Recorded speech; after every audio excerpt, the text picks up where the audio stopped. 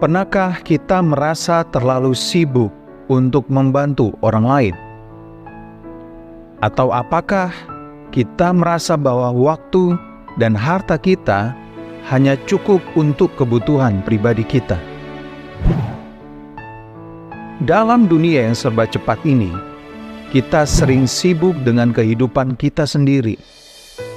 Tapi, apakah kesibukan itu menjadi alasan untuk menutup pintu hati terhadap mereka yang membutuhkan?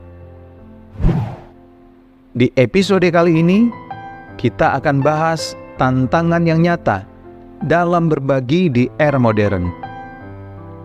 Seiring teknologi yang semakin maju dan dunia yang semakin terhubung, justru egoisme seringkali tumbuh subur. Kita bisa merasa lebih penting dari orang lain. Kita bisa lupa pada kebutuhan sekitar. Tapi, apakah ini yang Tuhan kehendaki?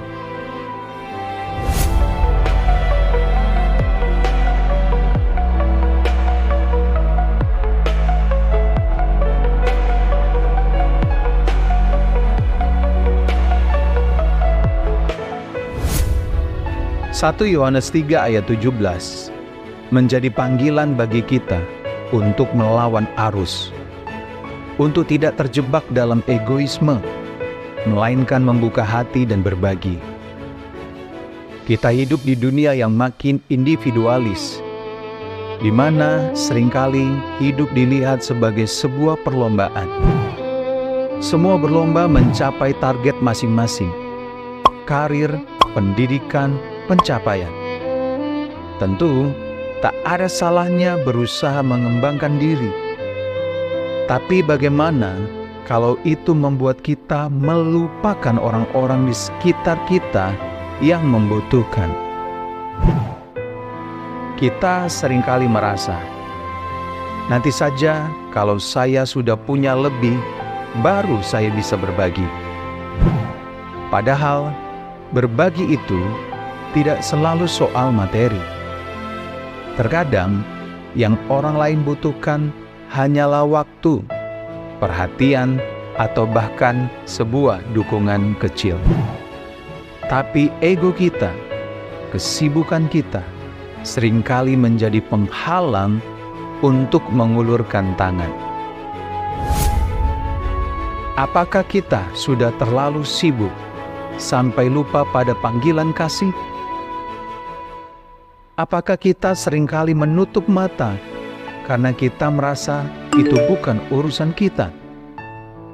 Lalu, jika hidup kita hanya untuk diri sendiri, apakah kita bisa merasakan kelimpahan kasih Allah? Misalnya, dalam keseharian kita, mungkin ada rekan kerja yang sedang kesulitan dalam hal pribadi, atau tetangga yang terlihat sedang menghadapi masalah. Tapi, kita memilih untuk menundukkan kepala dan fokus pada diri kita sendiri. Mengapa? Karena seringkali ada pikiran bahwa kita tidak punya waktu untuk mencampuri urusan orang lain. Namun, apa yang Tuhan inginkan dari kita? Bukan hanya simpati, tetapi empati yang ditunjukkan dalam tindakan nyata. Jika kita melihat seseorang dalam kesulitan dan memiliki kesempatan untuk menolong, bahkan dengan sekadar memberikan perhatian atau meluangkan waktu, kita sudah menjadi saluran kasih Tuhan. Egoisme dalam bentuk apapun hanya akan membuat kita merasa terpisah dari kasih Allah. Sebaliknya, ketika kita melawan egoisme dan memilih untuk berbagi, saat itu juga kita menemukan makna kasih yang sesungguhnya. Kasih yang tidak hanya untuk diri sendiri, tapi untuk semua orang yang Tuhan tempatkan di sekitar kita. Jadi, di dunia yang serba cepat dan individualis ini, Mari kita mulai dari langkah kecil untuk peduli.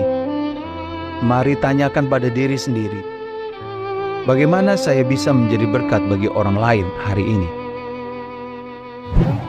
Terima kasih karena sudah menyimak episode kedua dari seri Kasih dalam Tindakan.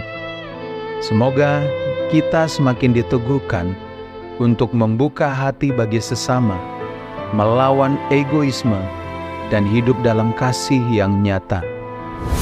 Jangan lupa untuk bergabung di episode berikutnya, di mana kita akan berbicara tentang kelimpahan hidup melalui kasih yang dibagikan. Sampai jumpa, dan Tuhan Yesus memberkati.